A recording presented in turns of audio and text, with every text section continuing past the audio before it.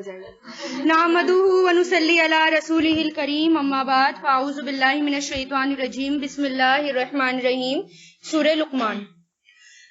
सूरह लुक़मान में हमने ये पढ़ा कि हमें तरबियत कैसे करनी चाहिए बच्चों की, और लुक़मान अलैहिस्सलाम का एग्जाम्पल अल्लाह ताला ने इसके अंदर डाला। जाहिर है इसलिए कुरान के अंदर रखा क्योंकि अल्लाह ताला को उनकी बातें पसंद आई और अल्लाह ताला चाहते हैं कि हम भी वही नसीहतें करें। तभी तो अल्लाह ताला ने उनका एग्जाम्पल कुरान में कयामत तक के लिए रख दिया कि लोग उसको अपनी जबान पे पढ़ते हैं। और पेरेंटिंग में हर कोई यही टिप उठाता है। अगर आप कहीं दर्स में और कहीं लेक्चर में जाएंगे और आप पेरेंटिंग के लेक्चर में जाएंगे, गुड पेरेंटिंग कैसे करें, तो हर कोई किसके एग्जाम्पल देगा आपको? लुक़मान अलैहिस्सलाम के। तो फिर पेरेंटिंग में सबसे पहले अल्लाह ताला ने कहा कि शिर्क निकालो अपने बच्चों के अंदर से। तो उसके लिए क्या है कि अकीदा दुरुस्त करना है, अल्लाह ताला से मोहब्बत दिलानी है। मोहब्बत और डर में फर्क होता है ना। अगर इंसान को किसी से मोहब्बत होती है, इंसान उसकी मोहब्बत के खातिर सब कुछ कर देता है ना। और नाराजगी, डर कैसा अल्लाह ताला का कि अल्लाह ताला की नाराजगी का डर, ये बच्चों के अंदर डालें, बच्चे अपने आप ही तमाम बुराइयों से दूर हो जाएंगे। इसके फौरन बाद माँ बाप का आता है। एहसान के फौरन बाद, अल्लाह ताला के एहसान के फौरन बाद माँ बाप की बात की गई कि माँ का हक ज्यादा है। माँ का पहले आया। क्यों आया? माँ का हक ज्यादा क्यों है? कि आपको ये वाली हदीस भी सभी को पता है कि एक शख्स ने आप सल्लल्लाहु अलैहि वसल्लम से आकर पूछा कि मेरे सबसे अच्छे सलूक का मुस्तहिक कौन है? तो आपने फरमाया तुम्हारी माँ। उसने फिर पूछा तो आपने फरमाया तुम्हारी माँ। उसने तिबारा पूछा तो आपने क्या फरमाया? तुम्हारी माँ। और चौथी बार पूछा तो क्या फरमाया? बाप। और क्यों? इसकी वजह क्या है? क्योंकि माँ तकलीफ पर तकलीफ सहकर बच्चों को पालती है, बड़ा करती है। और आपको मैंने बताया किस कदर मुश्किल होती है बच्चों को पालने में, है ना। किस कदर हम माँ जो है बिल्कुल अपना सब कुछ भूल जाती है, सिर्फ किसके खातिर? औलाद के खातिर। तो औलाद को भी क्या होना चाहिए? जिसने इतनी मेहनत और मुशक्कत से अपने बच्चों को पाला, तो वो उसका अच्छा सिला भी दे। और अच्छा सिला क्या दे? नेक औलाद के रूप में, कि वो नेक औलाद निकलेगी। और जब नेक, और इसमें सबसे अच्छी बात ये भी आ जाती है कि माँ की तरबियत, अगर माँ की तरबियत वैसी होगी, ठीक है, अगर नेक औलाद निकल गई तो फिर वो अपने बच्चों को भी नेक बनाएगा, फिर वो उसकी वजह से उसके बच्चे भी नेक होंगे।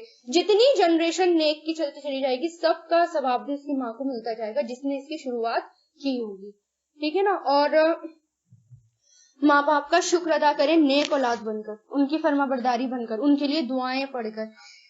हदीस में आता है बेशक अल्लाह ने हराम किया है तुम पर माओं की नाफरमानी को। हराम यानी माओं की नाफरमानी या माँ बाप की नाफरमानी कबीरा गुनाह है। कितनी भी मुश्किल हो, कितनी भी थकान हो, अगर माँ ने आपसे कुछ कह दिया आकर तो उसको करो, चाहे कितनी भी थकान हो। वो थकान कम से कम दोज़ख की आग से बड़ी तो नहीं है ना। वो थकान दोज़ख की आग से बहुत छोटी है, उसके खातिर कर दो कि नहीं मुझे तो आग से बचना है क्योंकि ये हराम है। और फिर वालिदैन की नाफरमानी उन गुनाहों में से है जिसकी सजा दुनिया में भी मिलती है और आखिरत में भी मिलती है। सही मुस्लिम की रिवायत है, हजरत अबू हुरैरा कहते हैं आप सल्लल्लाहु अलैहि वसल्लम ने तीन बच्चों के सिवा कहा कि किसी ने महद में यानी पंघूड़े में कलाम नहीं किया। आपको पता है 3 बच्चों ने कलाम किया है। एक ईसा इब्ने मरियम ने, दूसरा जुरैज साहिब जुरैज ने, और तीसरा बच्चा एक बनी इसराइल की औरत का था। तो उनमें से जो एक वाकया है वो माँ की नाफरमानी का है, इसलिए यहाँ पर ये वाकया कोट किया गया है। जुरैज एक आबिद इंसान था, बहुत नेक इंसान था, जिसने एक इबादत खाना बना रखा था।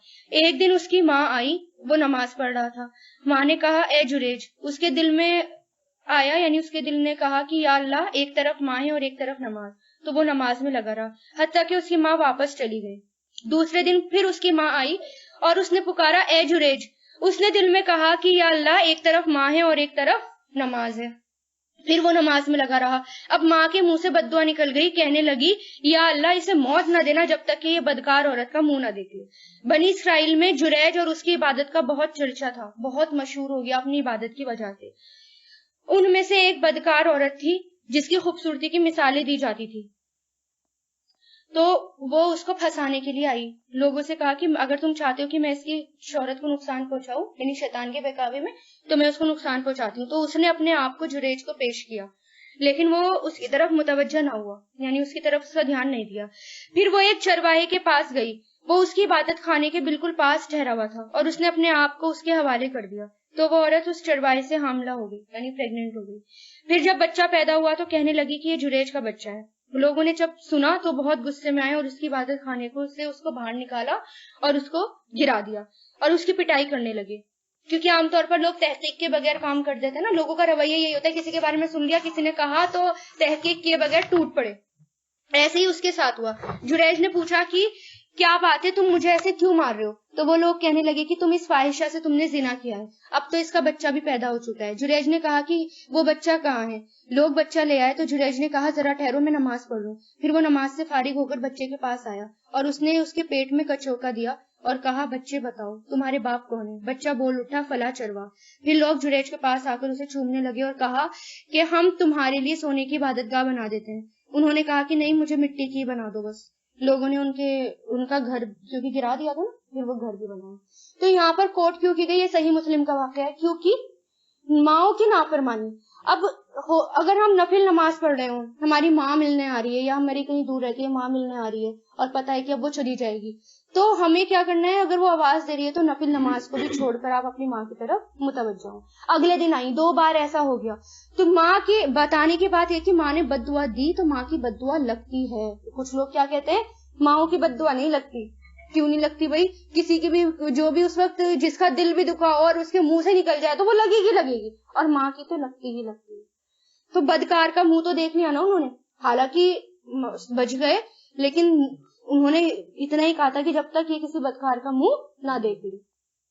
تیسرا بچہ جس نے کلام کیا تھا، خیر وہ نارمل واقعہ ہے، تیسرا بچہ جس نے کلام کیا تھا بنی اسرائیل میں سے ایک عورت کا ہے جو اپنے بچے کو دودھ پلا رہی تھی۔ ادھر سے ایک نہایت خوش مزہ سوار گزرا۔ وہ عورت اس سوار کو دیکھ کر کہنے لگی یا اللہ میرے بچے کو اس سوار جیسا بنا دینا۔ بچے نے ماں کا دودھ چھوڑ کر کہا یا اللہ مجھے ایسا نہ بنانا۔ پھر وہ دودھ پینے لگا۔ پھر ایک لونڈی گزری جسے لوگ مارتے جا رہے تھے۔ وہ عورت کہنے لگی یا اللہ میرے بیٹے کو ایسا نہ بنانا۔ بچے نے دودھ چھوڑا اور بول اٹھا یا اللہ مجھے ایسا ہی بنانا۔ میں نے اپنے بچے سے کہا کہ تو ایسا کیوں کہہ رہا ہے؟ بچے نے کہا کہ وہ سوار تو ظالم لوگوں میں سے تعلق رکھتا ہے اور ظالم ہے، اور اس لونڈی کا اس کے متعلق لوگ کہتے ہیں کہ اس نے چوری کی ہے اور زنا کیا ہے، حالانکہ وہ ایسا نہیں ہے۔ تو سزا جو ہوتی ہے نا ماں کی نافرمانی کی، تو وہ دنیا میں بھی ملتی ہے۔ اور پھر اس سے یہ ہے کہ اگر کوئی شخص جس سے ماں کی نافرمانی ہو گئی ہو، مان لو کسی شخص سے ماں کی نافرمانی ہو گئی اور ماں باپ اس کے گزر گئے، تو وہ کیا کرے؟ بخشش کی دعائیں کریں۔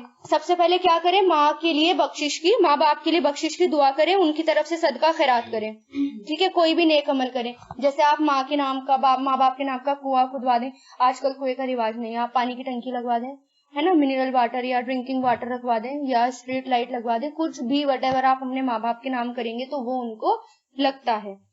اور تیسرا، جن سے محبت کرتے تھے ان کے دوست یا مطلب جن سے ماں باپ محبت کرتے تھے ان کے دوست یا رشتہ دار جو بھی ہیں ان کے ساتھ اچھا سلوک کرنا۔ بھلے ہی آپ کو پاپا کے دوست اچھے نہیں لگ رہے کہ کیوں آتے ہیں یہ گھر میں، لیکن آپ نے نافرمانی کی ہے، اب آپ کے والد آپ کے ساتھ نہیں رہے تو آپ کو ان کے انتقال کے بعد ان کو بلانا پڑے گا گھر پہ، آئیے، ان کے ساتھ اچھے سے اچھا سلوک کرنا، تبھی یہ کفارہ ہوگا اس گناہ کا، ٹھیک ہے نا۔ اور اسی طرح والدین کے درجے میں سوتیلے والدین بھی آتے ہیں، ان کا بھی احترام کرنا ہے، اسی درجے میں وہ آتے ہیں، ان کی اتنی ہی عزت کرنی ہے۔ اسی طرح رضائی والدین بھی آتے ہیں، جنہوں نے دودھ پلایا ہو ان کی بھی اتنی ہی عزت کرنی ہے ان والدین کی۔ اور اسی طرح روحانی والدین یعنی جنہوں نے تعلیم دی ہو، جو بھی ہوں جنہوں نے آپ کو جو بھی تعلیم دی ہو ان کی بھی عزت کرنی ہے۔ اور اسی طرح سسرالی والدین، ٹھیک ہے نا، سسرالی والدین بھی والدین کے درجے میں آتے ہیں، ان کی بھی اتنی ہی عزت کرنی ہے۔ اگر ان کی بھی نافرمانی کی تو کیا ہوگا؟ اس کی بھی سزا دنیا میں ملے گی، ٹھیک ہے۔ اسی طرح باپ کے درجے میں دادا، نانا، ٹھیک ہے، یا ماں کے ننیال میں سے کوئی ہو یا رضائی نانا یا دادا وغیرہ ہو تو وہ سب کس کے درجے میں آ جاتے ہیں؟ والدین کے، ٹھیک ہے۔ اور اسی طرح اگر اچھا سلوک کرنا ہو والدین نہیں ہے تو چاچاؤں کے ساتھ، ماماؤں کے ساتھ، اسی طرح چاچا کے جو بھی ان کے رشتے دار ہیں۔ اسی طرح بچوں کی تربیت میں ایک تو ماں باپ کا تو سکھانا ہے، ان کو عزت کرنی ہے، ساتھ میں بچوں کو ٹیچرز کی بھی عزت کرنا سکھانی ہے، اپنے استاد کی بھی، چاہے وہ اسکول کے استاد ہوں یا وہ آپ کو قرآن پڑھانے آ رہے ہوں یا کچھ بھی ہو، آپ کو بچوں کو ان کی عزت کرنی سکھانی ہوگی۔ جب تک بچے اپنے ٹیچرز کی عزت نہیں کریں گے ان کو علم نہیں آئے گا، ان کو علم کی عزت بھی نہیں آئے گی کرنی. اب ہمارے یہاں چلن کیا چل گیا ہے کہ کوئی ٹیچر ہوتی ہے تو بچے آ کر مذاق بنانے لگتے ہیں، وہ ایسے کرتی ہیں، وہ ایسے کرتی ہیں، مطلب بالکل پپیٹ کی طرح ان کا جو ہے کاپی کرنی شروع کر دیتے ہیں، ہے نا، بالکل ان کی کاپی. تو یہ جو ہے گناہ ہے. آپ جو ہے بچوں کو ٹوکیں، بچپن سے ہی ٹوکیں، نہیں بیٹا وہ آپ کی ٹیچر ہے اور آپ کو پڑھا رہی ہیں، بھلے ہی وہ سختی کر رہی ہیں لیکن وہ تربیت کر رہی ہیں آپ کو نکھار رہی ہیں وہ، ٹھیک ہے نا. آپ بناتے تو ماں باپ ہیں لیکن نکھارتی کون ہے؟ ٹیچرز نکھارتی ہیں. تو ان کی عزت کرنی سکھانی ہوگی. جب تک بچے ان کی عزت نہیں کریں گے علم نہیں آئے گا. علم کے لیے ضروری ہے کہ استادوں کی بھی عزت کی جائے، چاہے وہ کوئی بھی استاد ہو، ٹھیک ہے نا. یہ ایٹیکیٹس میں آتا ہے. اور پھر یہ یاد رکھیے کہ ان سب کاموں کو کر کے جنت میں جانا ہے تو پھر جنت کا راستہ، حدیث میں کیا آتا ہے؟ جنت کا راستہ کانٹوں سے بھرا ہوا ہے. جب آپ صلی اللہ علیہ وسلم کو جنت دکھائی گئی تو آپ بہت خوش ہوئے. پھر فرمایا کون ہے جو اس کے بارے میں جانے اور یہاں نہیں پہنچنا چاہے. لیکن جب آپ کو اس کا راستہ دکھایا گیا تو آپ پریشان ہو گئے. اور کیا فرمایا؟ صرف ہمت والے ہی یہاں تک پہنچ سکتے ہیں، صرف سیکریفائس کر کے ہی آپ پہنچ سکتے ہیں، اپنی نفسوں کو کچل کر ہی آپ وہاں تک جا سکتے ہیں. اگر سیکریفائس نہیں کر سکتے تو پھر جنت کا راستہ بھی آپ کے لیے مشکل ہے. ٹھیک ہے، اب آگے چلتے ہیں. آیت نمبر 18. ولا اور نہیں تسعر، سواد عین را، سعار سے بنائیے، تم موڑو. سعار ایک بیماری کا نام ہے جو اونٹ کے سر اور گردن میں ہوتی ہے، جس کی وجہ سے اس کی گردن اکڑ جاتی ہے. تو تسعیر کے معنی ہوئے گردن کا اکڑانا یا اکڑنا، سمجھ گئے؟ تو نہیں تم موڑو یا اکڑاؤ یا موڑو خدا کا اپنا گال، للناسی لوگوں کے لیے. مطلب کیا ہے یہاں پر؟ تکبر نہ کرو. اکڑ کی بات ہو رہی ہے. اکڑ نہ کرو، تکبر نہ کرو. یعنی اور نہیں تم موڑو یا تکبر سے پھرو کر لو، اور نہیں تم تکبر سے موڑو خدا کا اپنا منہ یا اپنا گال. وجہ ہوتا ہے چہرہ، اور یہاں پر کیا ہے؟ غدا، گال، اپنا منہ یا اپنا گال، للناسی لوگوں کے لیے. ولا تمشی، اور نہیں تم چلو، مشا، اور نہیں تم چلو زمین میں، مراحن اتراتے ہوئے، اکڑ کر، اتراتے ہوئے. ان اللہ، بے شک اللہ نہیں پسند کرتا، کلا، ہر مختالن، خود پسند جو اپنے آپ کو پسند کرتا ہو، فخور، فخر کرنے والا. فخر جتانے والا یا فخر کرنے والا. اس کا روٹ کیا ہے؟ فا خا را، پھٹنا. روٹ میننگ کیا ہوتا ہے اس کا؟ پھٹنا. بچتی ہوئی مٹی کو کہتے ہیں فخار. اور فخار مٹکے کے لیے بھی استعمال ہوتا ہے، کیونکہ مٹکا اندر سے خالی ہوتا ہے نا، اور اس پر ہلکی سی ضرب یا ہلکی سی چوٹ لگائی جائے تو کیا ہوتا ہے؟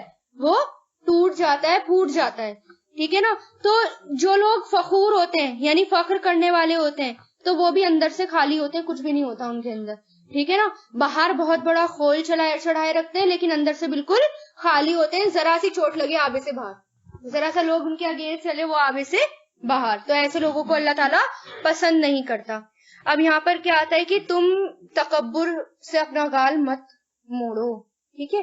حدیث میں آتا ہے حضور پاک صلی اللہ علیہ وسلم نے فرمایا اللہ تعالیٰ نے میری طرف وحی بھیجی ہے کہ آپس میں تواضع اور عاجزی اختیار کرو، ایک دوسرے کے لیے جھکو، عاجزی اختیار کرو، حتیٰ کہ کوئی کسی پر فخر نہ کرے اور نہ کوئی کسی پر زیادتی کرے.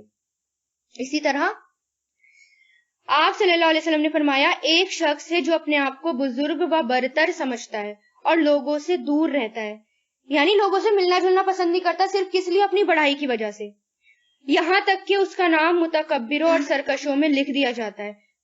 پھر جو دنیا اور آخرت میں مصیبت سرکشوں پر پڑتی ہے وہی مصیبت اس کو پہنچ جاتی ہے. یعنی اگر ہم اپنے آپ کو اکڑ کے چلیں گے، فخر کریں گے تو ہمارا نام کس میں لکھ دیا جائے گا؟ متکبروں میں اور سرکشوں میں ہمارا نام لکھ دیا جائے گا، یعنی رجسٹر میں، ہمارے نام اعمال میں.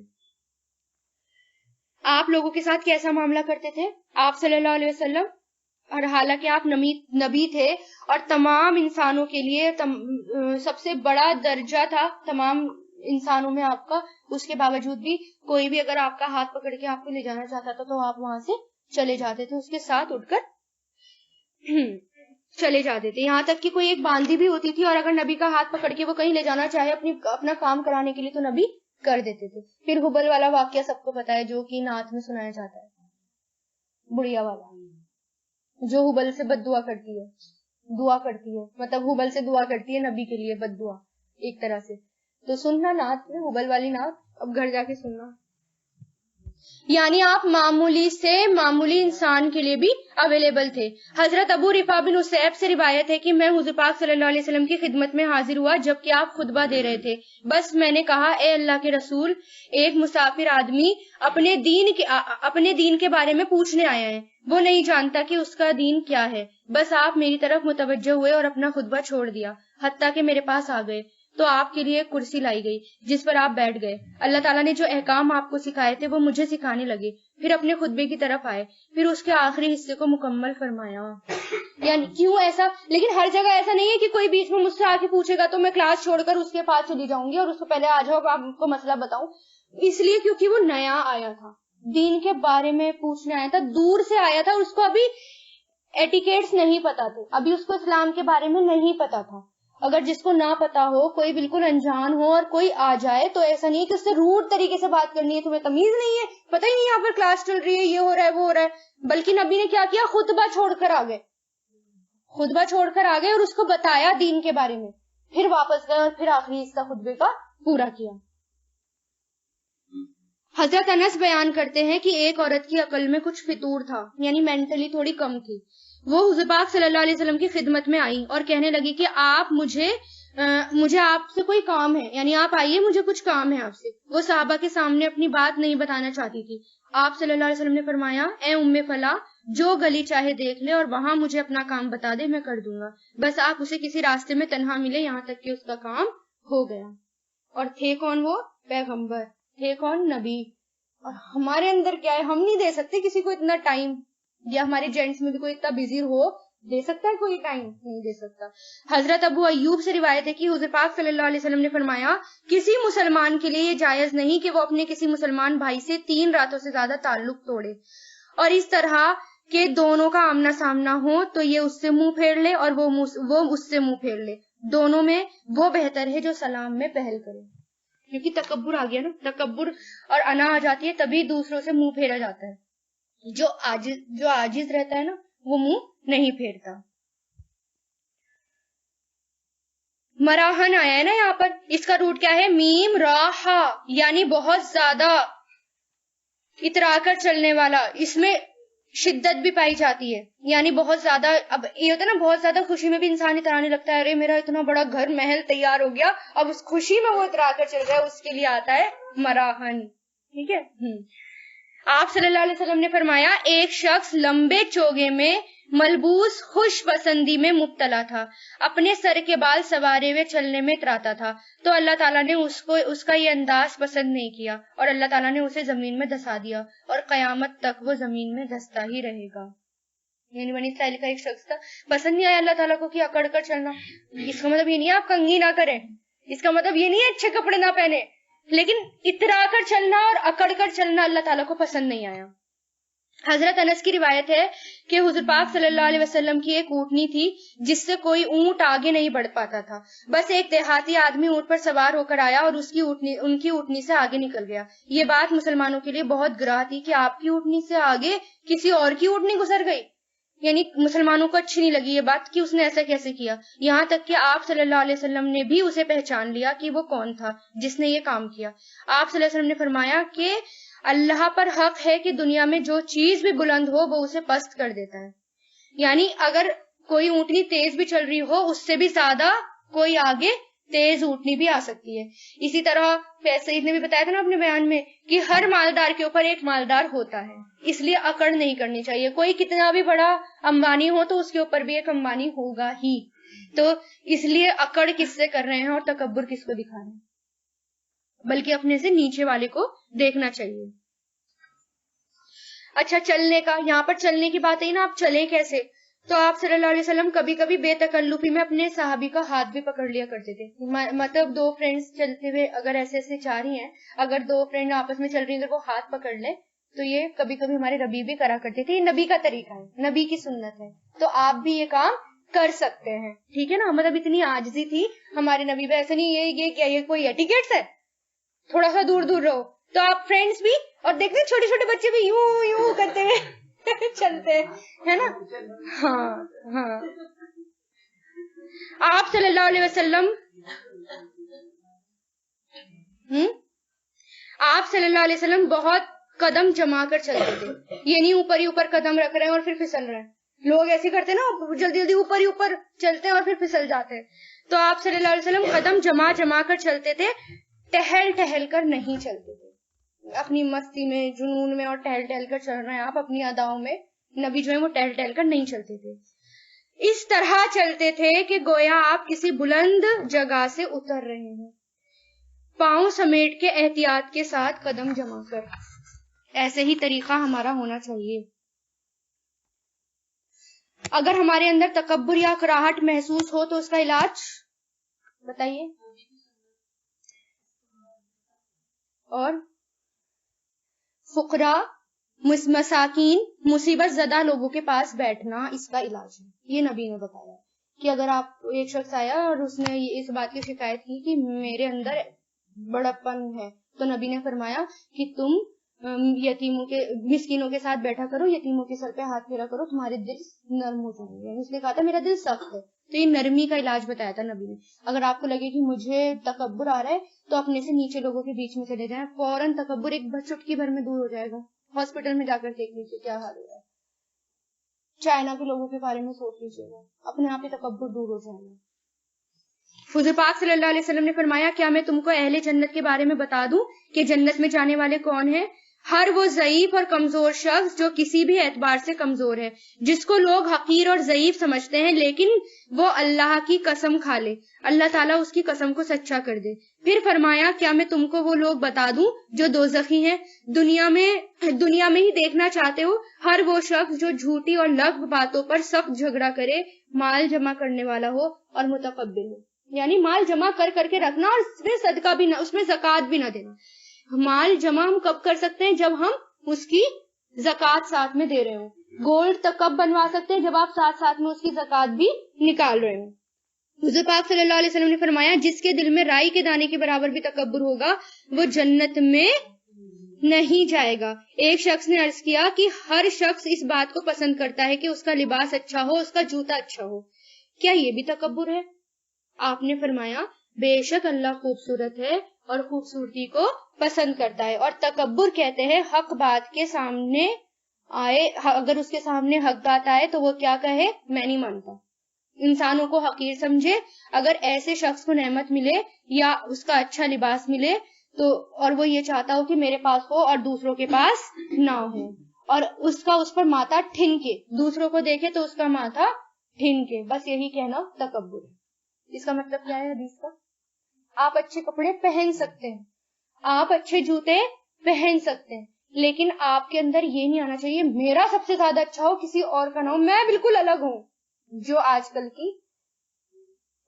کا رواج ہے نا ایسا, اگر میرے بھائی کی شادی بھی ہوگی تو مجھے سب سے الگ دکھنا ہے, میری ڈریس سب سے اسپیشل ہونی چاہیے, یا میرے کسی بچے کی شادی ہوگی میں سب سے الگ دکھنی چاہیے. پتا تو چلے بچے لڑکے کی ماں یہ ہے, دیکھتے پتا چلے یہ ماں ہے یہ بہن ہے نا. تو یہ ہوتا ہے تکبر.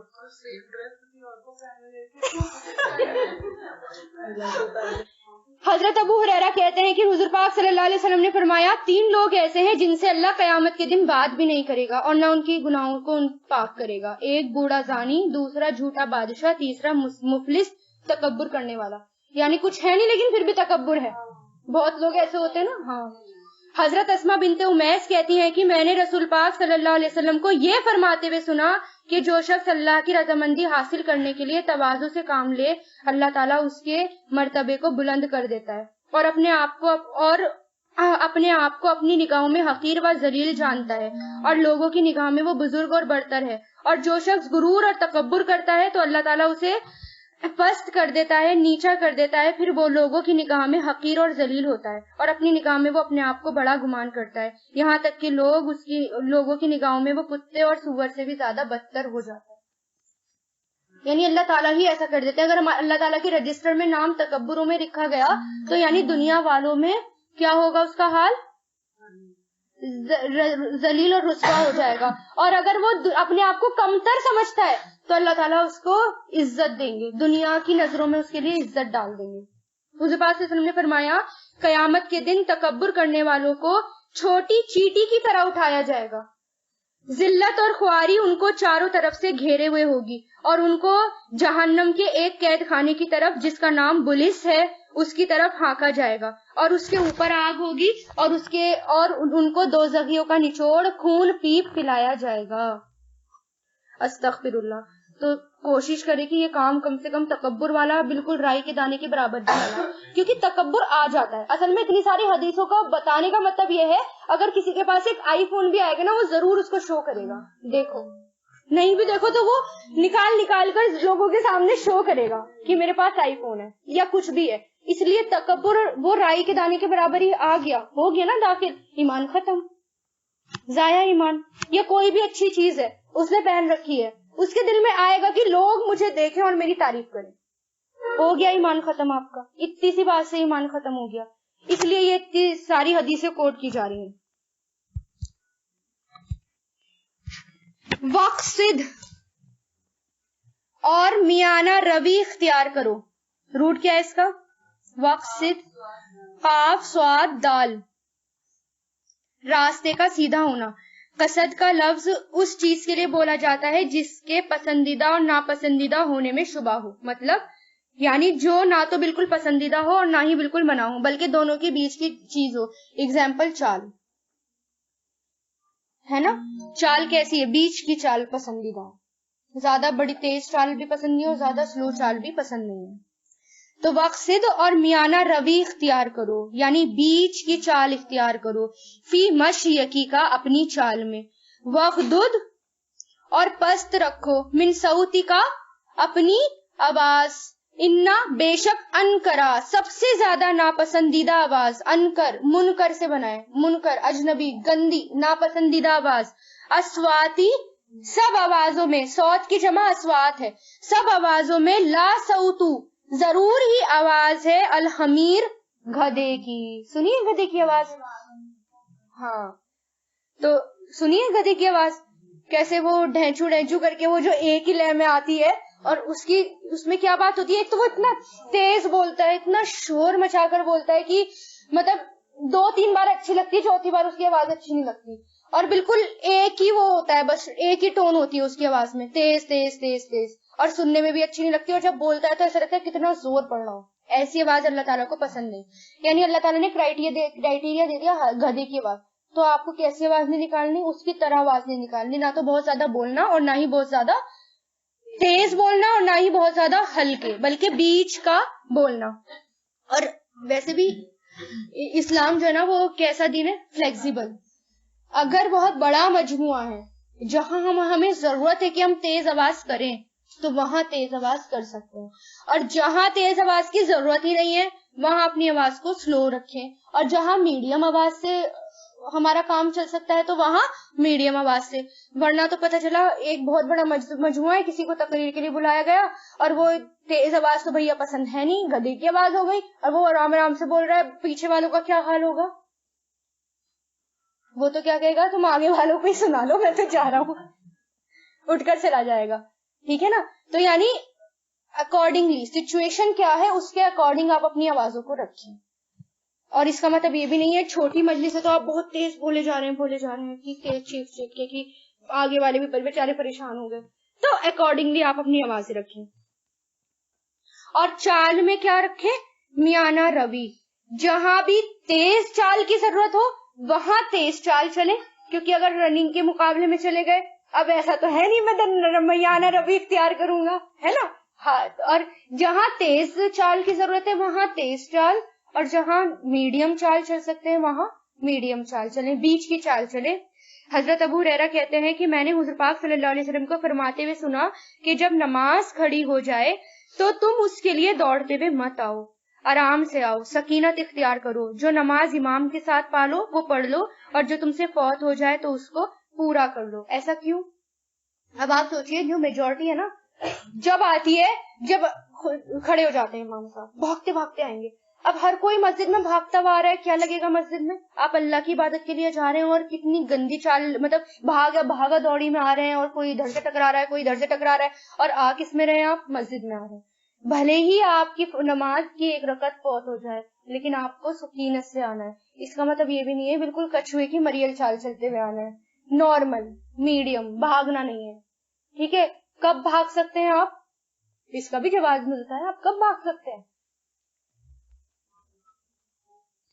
جب نیک کام کرنا ہو، ٹھیک ہے، اس کی بھی حدیث آ رہی ہے، جب نیک کام کرنا ہو تو نیکی کے کاموں میں جلدی کرنا۔ حضرت ابو سعید خدری بیان کرتے ہیں کہ ہم آپ صلی اللہ علیہ وسلم کے پاس بیٹھے ہوئے تھے کہ حضور پاک صلی اللہ علیہ وسلم نے فرمایا کہ تمہارے پاس عبد القیس کے وفد آ پہنچے ہیں، حالانکہ وہ کسی بھی وقت ابھی وہ کسی کو نظر نہیں آ رہے تھے۔ نبی کو پتہ چل جاتا نا پہلے سے وحی کے ذریعے، ایک گروپ آ رہا تھا بہت دور سے، تو نبی نے صحابہ کرام سے کہہ دیا تمہارے پاس یہ والا گروپ آنے والا ہے، اور حالانکہ ابھی وہ کسی کو نظر نہیں آ رہے تھے۔ ہم ابھی اسی حالت میں تھے کہ وہ آ پہنچے، یعنی بہت تیز تیز آئے۔ وہ آ کر اترے، اور اترتے ہی حضور پاک صلی اللہ علیہ وسلم کے پاس آ کر پہنچے، کیونکہ آپ صلی اللہ علیہ وسلم کو دیکھنے کی جلدی تھی، ایکسائٹمنٹ زیادہ تھی، پتا نہیں تھا، ابھی ان کی تربیت نہیں ہوئی تھی۔ لیکن ان میں سے ایک شخص تھا جس کا نام اشج تھا، وہ پیچھے رہ گیا اور بعد میں آیا، پھر ایک مقام پر اترا، پھر اپنی اونٹنی کو بٹھایا، اپنے کپڑے ایک طرف رکھے، پھر اطمینان سے آپ کی خدمت میں آیا۔ اس پر آپ صلی اللہ علیہ وسلم نے اس سے فرمایا، اشج، تم میں دو خصلتیں ایسی ہیں جنہیں اللہ تعالیٰ محبوب رکھتا ہے، یعنی اللہ پسند کرتا ہے، ایک حلم اور دوسرا آہستگی، یعنی سوچ سمجھ سے کام کرنا۔ اشج نے عرض کیا، یا رسول اللہ، یہ صفت مجھ میں پیدائشی ہے یا ابھی آئی ہیں؟ آپ نے فرمایا، نہیں، یہ خلقی ہیں، یعنی پیدائشی ہیں، یہ پیغمبروں کی سنت ہے۔ اب بھیڑ چال میں لوگ آ رہے ہیں، لیکن وہ، اس کو بھی ایکسائٹمنٹ تھی، لیکن اس نے ساری سنتوں کو فالو کیا، اس کے بعد وہ پہنچا، تو کتنا ثواب، کہاں لکھا گیا وہ، ہے نا؟ اسی طرح تیز کیسے کر سکتے؟ نبی نے ایک بار تیز چال بھی چلی تھی۔ عقبہ بن حارث بیان کرتے ہیں کہ میں نے حضور پاک صلی اللہ علیہ وسلم کے پیچھے مدینہ میں عصر کی نماز پڑھی، بس آپ نے سلام پھیرا اور نہایت تیزی سے اٹھ کھڑے ہوئے اور لوگوں کی گردن پھلانگتے ہوئے اپنی بیویوں میں سے کسی کے حجرے کی طرف تشریف لے گئے۔ لوگ آپ صلی اللہ علیہ وسلم کی اس تیز رفتاری سے گھبرا گئے، کیونکہ یہ آپ کا نارمل روٹین نہیں تھا، تعجب کر رہے تھے۔ تو جب آپ آئے تو آپ نے دیکھا کہ لوگ تعجب کر رہے ہیں، آپ نے فرمایا، مجھے یاد آ گیا کہ ہمارے پاس سونے یا چاندی کی ڈلی کا کچھ حصہ ہے، مجھے یہ بات اچھی نہیں لگی کہ یہ ڈلی مجھے اللہ کی یاد سے روک دے، اس لیے میں نے جلدی سے لا کر اس کو تقسیم کرنے کا حکم دے دیا، کیونکہ وہ نبی کی نمازوں کو میں خلل ڈال رہی تھی۔ اگر اسی طرح جیسے مان لو میرا گھر اکیلا ہو اور میرے گھر میں بہت سارا سونا چاندی رکھا ہو یا کیش رکھا ہو، تو آپ کا نمازوں میں یا یہاں پر آ کر آپ کا دل لگے گا، وہیں دھیان رہے گا۔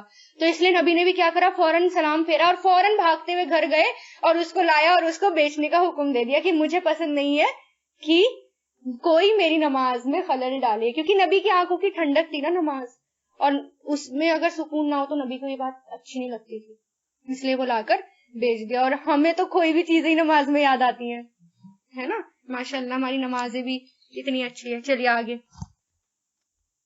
علم ترو، کیا نہیں تم نے دیکھا، بے شک اللہ نے مسخر کر دیا تمہارے لیے جو کچھ آسمانوں میں ہے اور جو کچھ زمین میں ہے، وَأَسْبَغَا، اور اس نے تمام کر دی، اسبغا سین با غین، کامل کرنا، پورا کرنا، وسیع کرنا، کشادہ کرنا، یعنی تکمیل، پورا کرنا۔ اور اس نے تمام کر دی، پوری کر دی تم پر، نعمتہ، اپنی نعمت، ظاہری اور باطنی، وَمِنَ النَّاسِ، اور لوگوں میں سے وہ ہیں جو یجادلو، جھگڑتے ہیں، فی اللہ، اللہ کے بارے میں، بغیر علم کے، ولا، اور نہیں ہے، ہدن، ہدایت، یعنی اور بغیر ہدایت کے، ولا، اور بغیر کتاب مبین، بغیر کتاب روشن کے۔ کون لوگ جھگڑتے ہیں؟ کچھ لوگ ایسے ہوتے ہیں، آپ کے بھی اپنی لائف میں بھی وہ لوگ دکھ جائیں گے جو لوگ علم کے بغیر، یعنی علم ہوتا نہیں ہے، فتوے دینے بیٹھ جاتے ہیں۔ کچھ لوگ ایسے ہوتے ہیں نا، ادھر سے سن لیا ادھر سے سن لیا اور اپنے آپ کو بہت بڑا عالم سمجھ لیا، قرآن کو چھوڑ دیا۔ کچھ لوگ ایسے ہوتے ہیں قرآن کو چھوڑ کے دوسری کتابوں کو پڑھ کے سمجھتے ہیں ہم کتنے بڑے عالم ہو گئے، اور لوگوں سے جھگڑتے ہیں۔ ظاہری طور پر بھی اور باطنی طور پر بھی. تو ایسے لوگوں کے بارے میں اللہ تعالیٰ کہہ رہے ہیں جو جھگڑتے ہیں، یعنی وہ لوگ ناپسندیدہ ہیں، جبکہ اللہ تعالیٰ نے ان کو اتنی نعمتیں دے رکھی ہیں اور پھر بھی وہ جھگڑتے ہیں.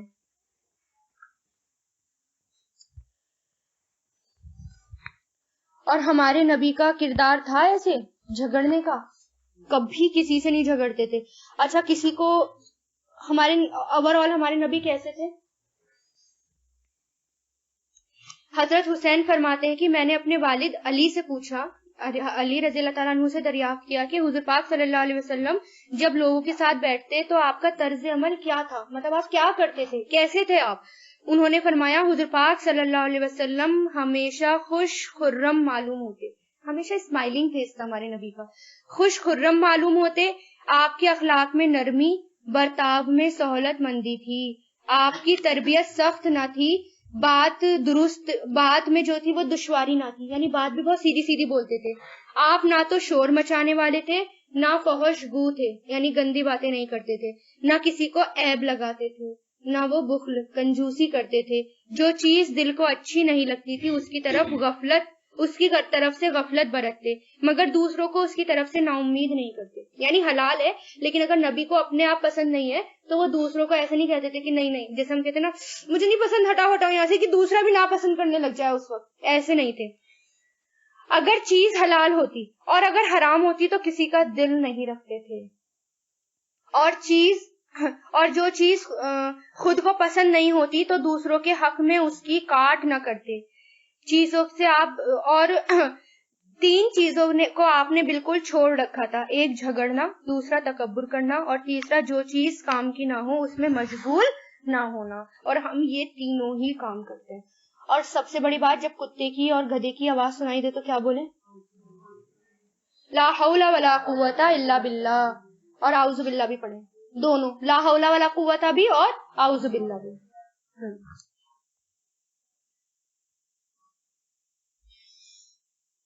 تو یہاں پر کیا کہہ رہے ہیں اللہ تعالیٰ کہ کیا تم نے دیکھا ہے کہ بے شک اللہ نے تمہارے لیے آسمان اور جو کچھ اس میں ہے سب کو تمہارے لیے مسخر کر دیا. یعنی پھر بھی ہم اللہ تعالیٰ کے بارے میں جھگڑتے ہیں، سب کچھ ہے ہمارے پاس اور ہمارے لیے ہے، اور جھگڑیں گے ہم بغیر علم کے، علم نہیں ہے بس. وَإِذَا، اور جب قیلا کہا جاتا ہے انہیں پیروی کرو اس کی جو انزل اللہ نازل کیا اللہ نے، وہ کہتے ہیں بلکہ نتبعو، ہم پیروی کریں گے اس کی جو وجدنا، ہم نے پایا، علیہ اس پر، آباءنا، ہمارے باپ داداؤں کو. اور کیا اگر ہوں شیطان یدعوہم، وہ بلاتا انہیں، الی عذاب السعیر، بھڑکتی بھی آگ کی طرف. یعنی اللہ تعالیٰ کوشچن کر رہے ہیں کیونکہ نبی ان سے کہتے تھے نا کہ دین کی پیروی کرو، ایک ہی سوال جواب ہوتا تھا، کیا؟ ہم تو اپنے باپ دادا کے دین پر چلیں گے. اللہ تعالیٰ کیا کہہ رہے ہیں؟ اگر باپ دادا کے جو دین تھا، اگر جو شیطان بلاتا تھا تب بھی، یعنی باپ دادا شیطان کا حکم مانتے تھے تب بھی آپ باپ دادا کے دین کی پیروی کریں گے؟ یعنی کوشچن.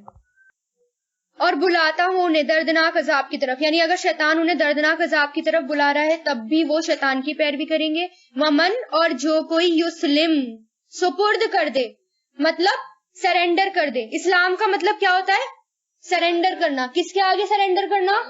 اللہ تعالیٰ کے آگے. کوئی پولیس اسٹیشن میں جا کر نہیں، اللہ تعالیٰ کے آگے سرنڈر کرنے کو کہتے ہیں، ٹھیک ہے.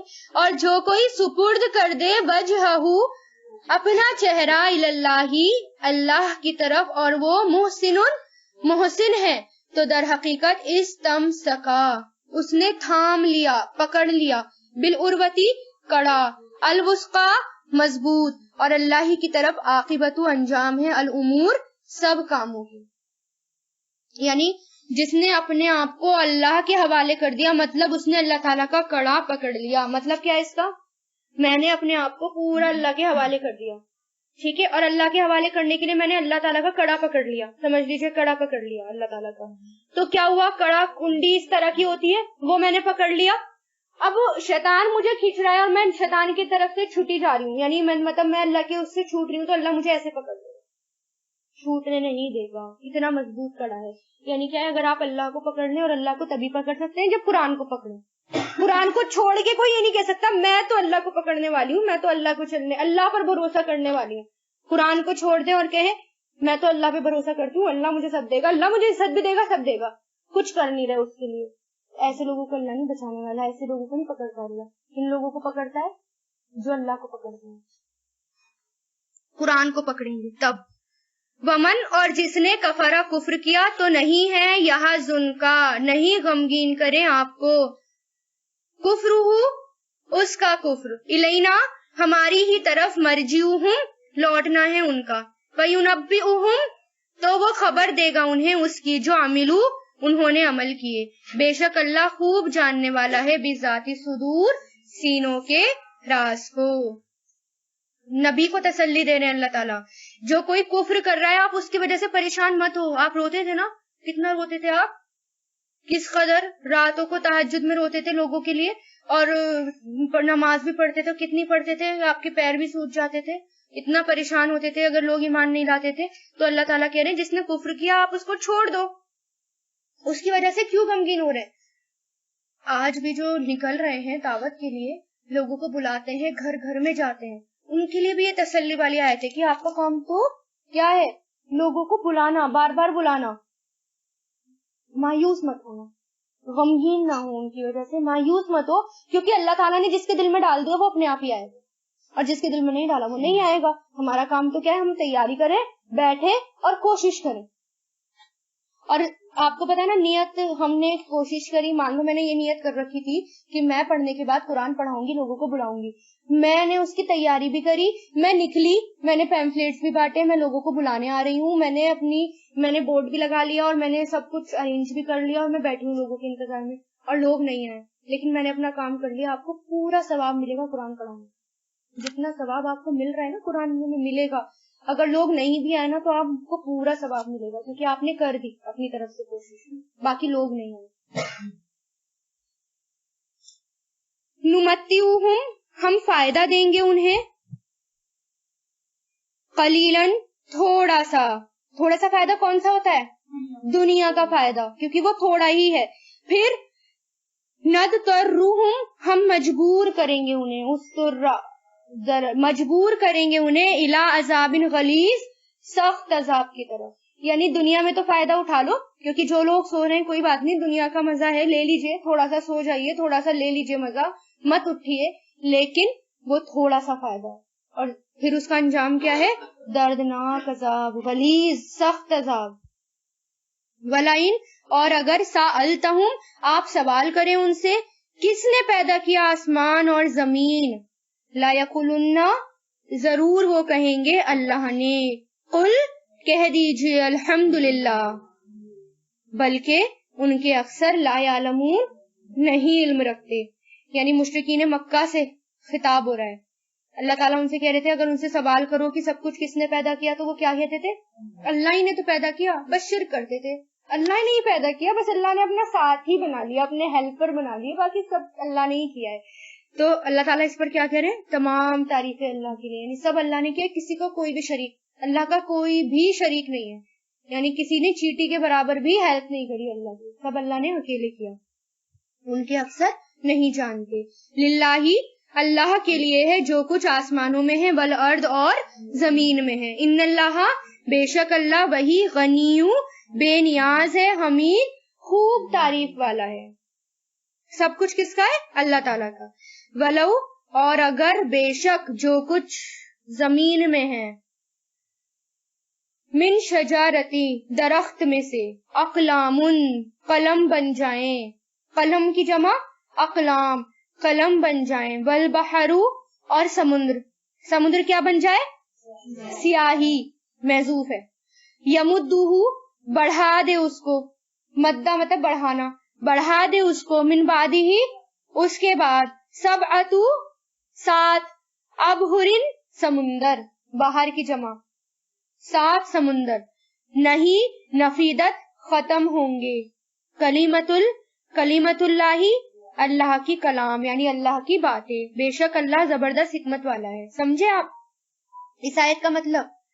یعنی دنیا میں کتنے پیڑ ہیں, انکاؤنٹیبل, آپ نہیں گن سکتے نا انہیں, اور تمام پیڑ قلم بن جائیں, ایک پیڑ میں سے کتنے قلم بنتے ہیں, کتنے بنتے ہیں آپ گن نہیں سکتے نا ایک پیڑ میں سے بھی. ایک پیڑ اور تمام کے تمام پیڑ کی قلم بن جائے. اور سمندر کتنا بڑا ہوتا ہے, نہیں اندازہ لگا سکتے آپ, ہے نا. ہاں, اور اس کے ساتھ 7 سمندر اور آ جائے, یعنی دنیا کا جو سمندر ہے اس کے ساتھ ہی 7 سمندر اور ایڈ کر دیجئے, وہ سمندر سیاہی بن جائے, انک بن جائے اور قلم ہو, اور اللہ تعالیٰ کی باتیں اللہ تعالیٰ لکھنا شروع کریں, تو اللہ تعالیٰ کی باتیں ختم نہیں ہوں گی, انک بھی ختم ہو جائے گی, پین بھی ختم ہو جائیں گے, قلم بھی ختم ہو جائیں گے, لیکن اللہ تعالیٰ کی باتیں ختم نہیں ہوں گی. یہ ہے اس کا مطلب. ہاں, ماں نہیں خلقکم, پیدا کرنا تمہارا. اب دیکھیں یہاں پر لام کے اوپر جزم ہے نا, اب یہ فعل ہے, اب یہ نہ تو ماضی ہے نہ مضارع ہے, اس کے معنی کیا کریں گے, پیدا کرنا. اور نہیں ہے پیدا کرنا تمہارا, اور نہ ہی بعثکم تمہارا اٹھانا, اٹھنا. یہ بھی کیا ہے, جزم لگ رہا ہے, یہ بھی فعل ہے. اور نہ ہی دوبارہ اٹھنا تمہارا, مگر کا نفس واحدتن, ایک ہی نفس کی طرح, ایک ہی جان کی طرح. بے شک اللہ سمیعن, خوب سننے والا, بصیرن, خوب دیکھنے والا ہے. یعنی تم سب کو پیدا کرنا, تم سب کو دوبارہ اٹھانا, اللہ تعالیٰ کے نزدیک کس کے برابر ہے, صرف ایک انسان کو پیدا کرنا اور اٹھانا, مطلب کچھ بھی نہیں ہے. جتنے بھی ہیں قیامت تک, جتنے بھی لوگ ہیں آدم علیہ السلام سے لے کر قیامت تک, سب کو پیدا کرنا اور سب کو اٹھانا اللہ تعالیٰ کے نزدیک کیسا ہے, جیسے ایک ہی کو پیدا کر کے اٹھا دیا. اتنا آسان, اتنا سمپل. علم ترا, کیا نہیں آپ نے دیکھا, بے شک اللہ یولجو, داخل کرتا ہے رات کو دن میں, ویولجو, اور وہ داخل کرتا ہے دن کو رات میں, وسخرا, اور اس نے مسخر کر دیا, یعنی کام پر لگا دیا سورج اور چاند کو, کلن, ہر ایک, یجری, چل رہا ہے, الی اجل مسمى, مقرر وقت تک, وان اللہ, اور بے شک اللہ, بما, اس سے جو تعملون, تم عمل کرتے ہو, خبیر, خوب خبردار ہے. علم ترا کیوں ہے یہاں پر, علم ترا, علم ترا سنگولر ہے, یعنی ایک ایک دیکھو, تمام لوگوں سے اللہ تعالیٰ کرے ایک ایک ایک ایک دیکھو. یہ نہیں کہا سب, بلکہ کیا کہا, ہر ایک غور کرو اس بات پر, ایک ایک بندہ غور کرو اس بات پر. یہ ہے اس کا مطلب. کیا نہیں آپ نے دیکھا, یعنی ایک ایک سے خطاب کر رہے ہیں اللہ, ہم سے بھی, مجھ سے الگ, آپ سے الگ, آپ سے الگ, آپ سے الگ, سب غور کرو اس بات پر. اس لیے یہاں پر سنگولر کا ہے اور بات سب سے ہو رہی ہے. اور کیا نہیں آپ نے دیکھا, بے شک اللہ داخل کرتا ہے رات کو دن میں, یعنی بہت بڑی نشانیاں ہیں. دن اور رات کی نشانیاں ایسی ہیں کہ انسان آنکھیں بند کر کے تھوڑی بیٹھتا ہے ہر وقت, وہ تو جاتے ہی جاتا ہے اس پر دھیان. سورج اور چاند, بچہ پیدا ہوتے ہی دیکھتا ہے, باہر نکالو جیسی سب سے پہلے نظر آسمان پہ جاتی ہے نا. تو سورج اور چاند, ہر چیز اس بچے کی نظر اس پر جاتی ہی جاتی ہے, ہر بچے کی. تو اللہ نے کیا کہا, ان پر غور کرو. اور کہاں جاتا ہے سورج اور چاند, سورج کہاں جاتا ہے, کہیں نہیں جاتا. حدیث سے پتا چلتا ہے, آپ صلی اللہ علیہ وسلم نے حضرت ابو ذر سے فرماتے ہوئے فرمایا, یعنی آپ نے حضرت ابو ذر سے فرمایا, جانتے ہو کہ سورج کہاں جاتا ہے؟ انہوں نے کہا, اللہ اور اس کے رسول ہی خوب جانتے ہیں. فرمایا, اس کی آخری منزل عرش الہی ہے, یہ وہاں جاتا ہے, اور زیر عرش سجدہ ریز ہوتا ہے, یعنی سجدہ کرتا ہے اللہ تعالیٰ کے سامنے جا کر, پھر وہاں سے نکلنے کی آپ اپنے رب سے اجازت مانگتا ہے. کون؟ سورج, کہ میں نکلوں, اجازت مانگتا ہے. اور ایک وقت آئے گا جب اس کو کہا جائے گا, تو جہاں سے آئی ہے وہیں چلی جا. سورج فیمیل ہے نا, تو جہاں سے آئی ہے وہیں چلی جا. تو وہ مشرق سے طلوع ہونے کی بجائے مغرب سے طلوع ہو جائے گا, اور قیامت آ جائے گی. غور کرو ہر بات کو. وہ تو ہمیں لگتا ہے وہی ہے, اسی جگہ, بس ڈوب رہا ہے, اگ رہا ہے, ڈوب یہی ہو رہا ہے نا ہماری نظروں میں. تو چلو کچھ پڑھے لکھے ہیں تو چلو زمین روٹیشن کی وجہ سے یہ سب ہو رہا ہے, لیکن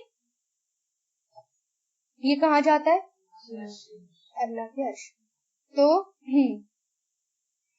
وہ داخل کرتا ہے دن کو رات میں, اور اس نے مسخر کر دیا سورج کو اور چاند کو.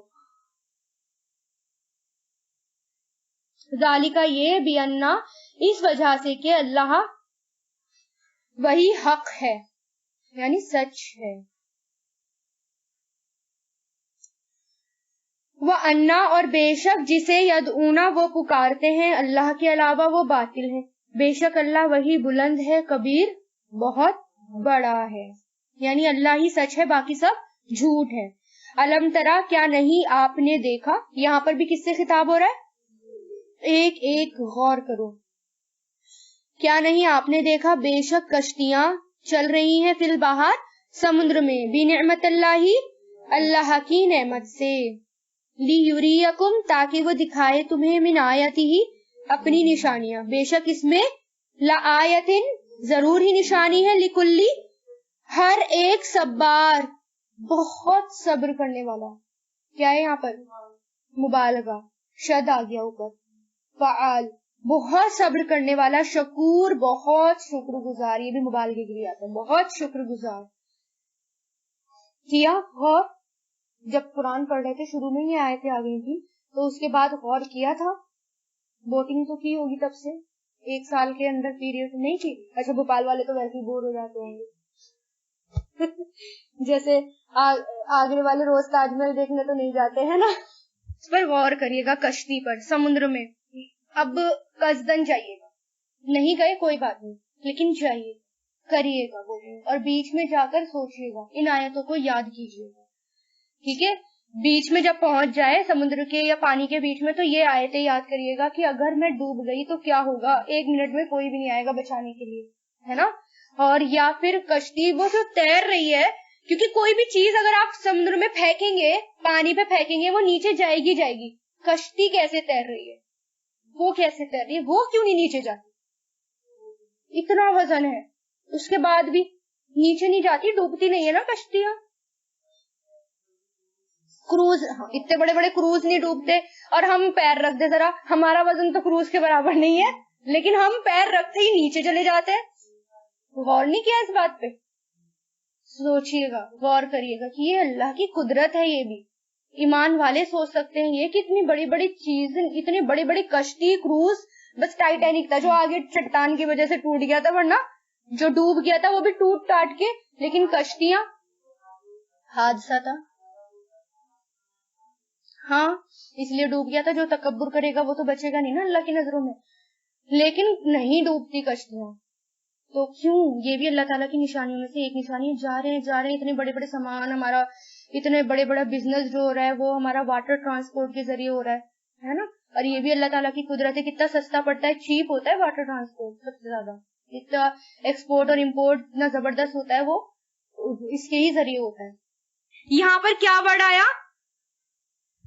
صبار اینڈ شکور، پوائنٹ ٹو بی نوٹڈ۔ اگلی آیت دیکھیے، وَإِذَا، اور جب غشیہم چھا جاتی ہے ان پر، موجن ایک موج، کا ذلل سایوں کی طرح، سائبان کی طرح، مطلب سائبان کیا ہوتا ہے؟ بادل۔ دعو وہ پکارتے ہیں اللہ کو، مخلصینہ خالص کرتے ہوئے اس کے لیے، الدینہ دین کو، فلما پھر جب نجاہم وہ نجات دیتا ہے انہیں، الالبری خشکی کی طرف، فمنہم تو ان میں سے وہ ہیں جو مقتصدن سیدھی راہ پر قائم رہنے والے ہیں، قصد سیدھی راہ، مقتصدن قاف صاد دال میانہ ربی کے لیے آتا ہے نا، تو اس میں سیدھی راہ کے لیے بھی آ جاتا ہے، سیدھی راہ پر قائم رہنے والے ہیں، اور نہیں یجہدو انکار کرتے، بی آیتنا ہماری آیتوں کا، مگر کلو ہر خطار عہد شکنی کرنے والا، خطار کس کے لیے آتا ہے؟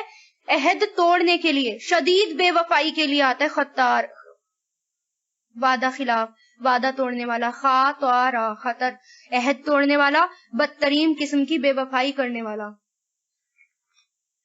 کفور بہت ناشکرا، شکور کے وزن پر کفور ایک تو تھا ناشکرا اور ایک ہوتا کفور بہت زیادہ ناشکرا۔ پیچھے آیتوں میں کیا آیا؟ صبار اینڈ شکور، ان آیتوں میں کیا آیا؟ خطار اینڈ کفور۔ اللہ تعالیٰ نے انسانیت کو دو بھاگوں میں ڈیوائیڈ کر دیا، دو ڈویژن، ایک صبار اینڈ شکور اینڈ خطار اینڈ کفور۔ اب آپ دیکھ لیجیے آپ کس میں آتے ہیں، ان میں سے ہم کس میں آتے ہیں، ٹھیک ہے نا؟ تو اللہ تعالیٰ کیا کہہ رہے ہیں کہ جب چھا جاتی ہے ان پر موج، یعنی جب کشتی میں بیٹھ کے سوار ہو جاتے ہیں، کیونکہ پیچھے آئے تو کشتی والی آ رہی ہے، اور جب راستے میں پہنچے اب ڈوبنے کا خطرہ، اوپر سے بارش بھی آ جائے یا بادل بھی ڈھانپ لے، ٹھیک ہے، پھر کیا ہوتا ہے, صرف اللہ یاد آ جاتے ہیں, اللہ بس ہمیں بچا لو, اللہ ہمیں بچا لو. پھر سارے جتنی بھی مورتیاں ہوتی ہیں نا, ہبل اور لات اور منات اور عزا, سارے بھول جاتے تھے. وہ صرف کیا یاد آتا تھا, اللہ تعالیٰ یاد آتے تھے. اور جیسے اللہ تعالیٰ ان کو بچا لیتے تھے تو پھر وہ کیا ہو جاتا تھا, خطار کفور, یعنی بہت عہد شکنی کرنے والا, انتہائی ناپسند. یا ایھا الناسو, اے لوگو ڈرو اپنے رب سے, وخشو اور ڈرو اس دن سے, لا یجزی نہیں کام آئے گا, والدن کوئی باپ, او ولدہ اپنے بچے کے, ان سے ولدہ اپنے بچے سے یعنی اپنے بچے کے, ولا اور نہ ہی مولودن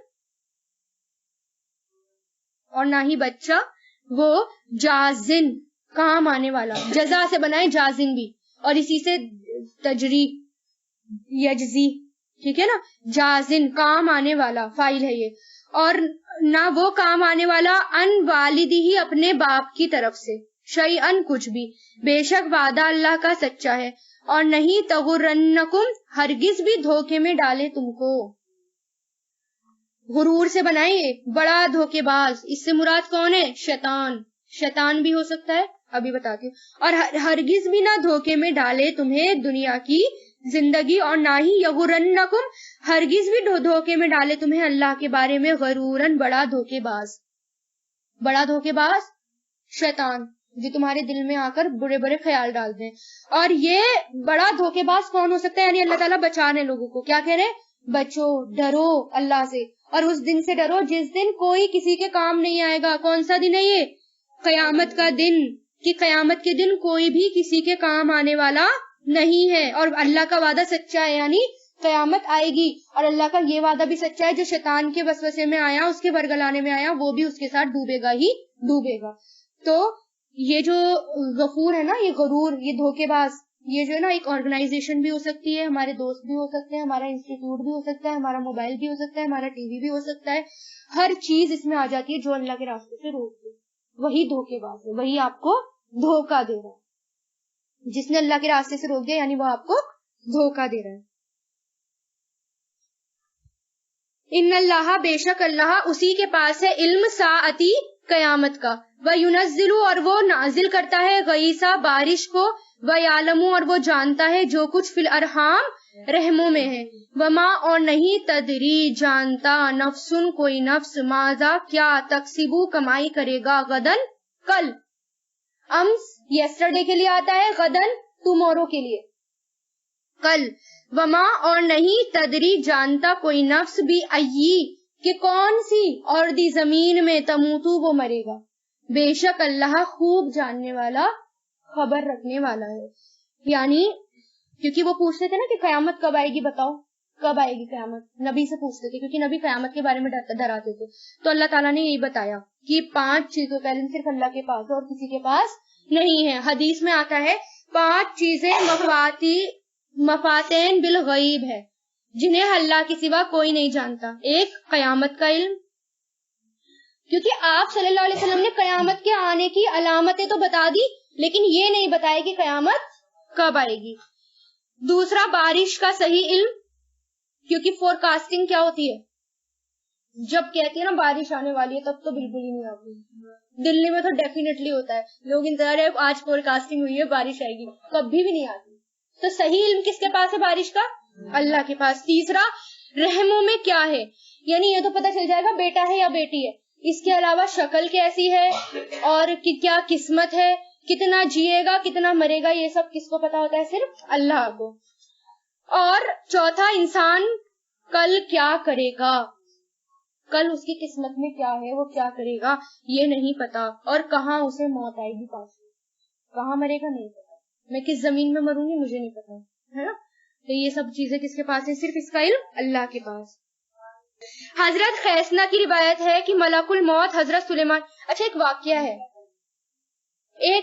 بھلے ہی اگر جھوٹا ہے, میرے پاس دلیل نہیں ہے اس واقعے کی, انٹرسٹنگ ہے اس لیے میں سنا رہی ہوں, اس لیے میں یہ بھی کوٹ کر رہی ہوں کہ میرے پاس کوئی دلیل نہیں ہے, لیکن مجھے اچھا لگا اس لیے یہ واقعہ میں نے لکھ لیا اور میں آپ کو وہ سنا رہی ہوں. بہرحال عبرت والا ہے.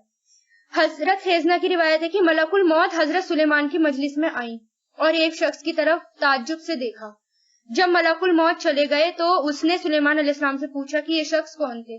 آپ نے فرمایا ملکul موت۔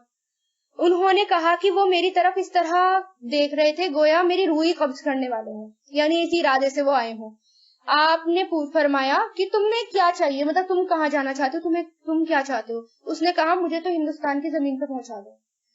آپ کے سوا آپ نے مطلب حکم کیا ہواؤں وغیرہ کو، اور وہ ہندوستان کی زمین پر اس کو رکھائی، اس کو ہوا نے ان کی مسجد وہاں پر ہندوستان میں پہنچا دیا۔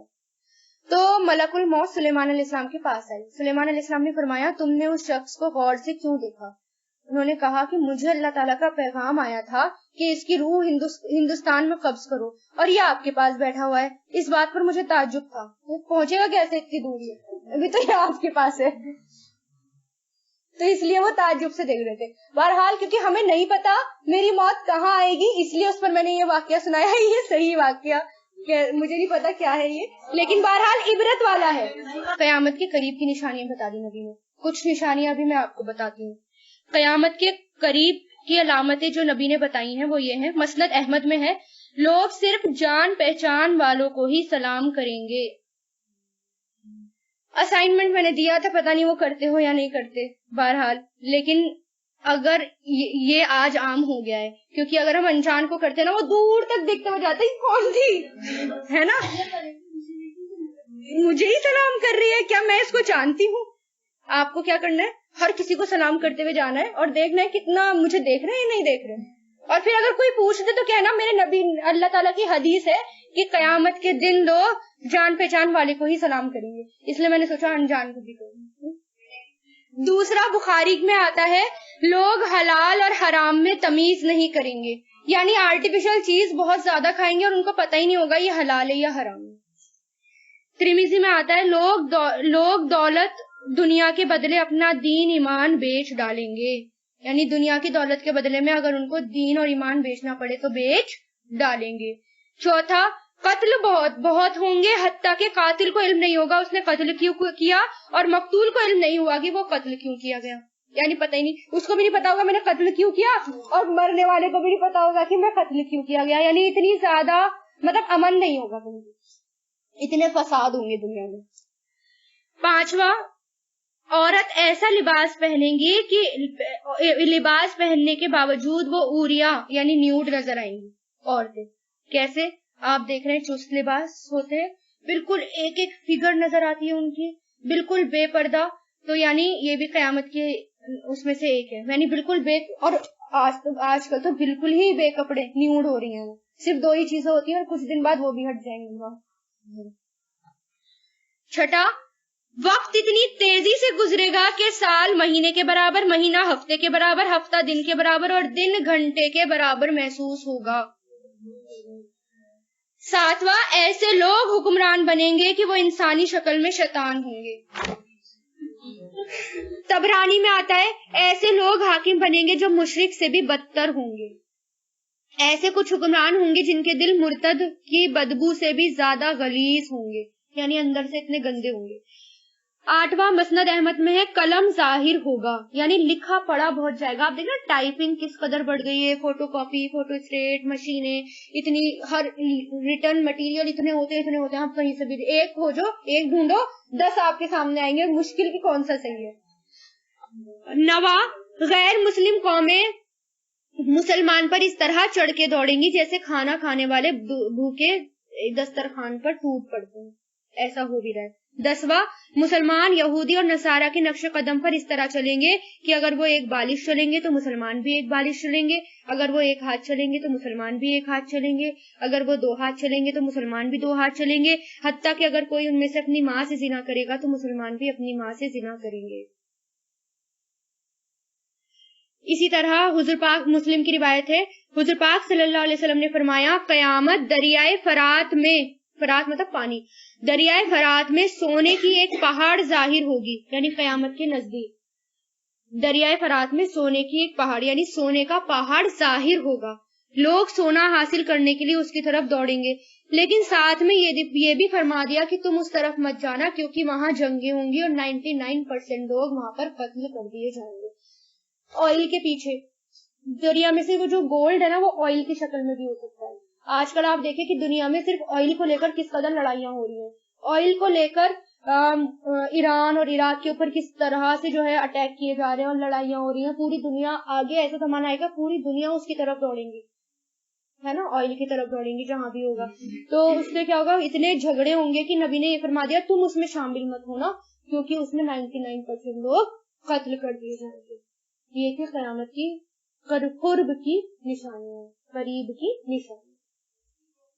وآخر الدعوانا ان الحمد للہ رب العالمین. سبحانک اللہم و بحمدک، نشہد ان لا الہ الا انت، نستغفرک.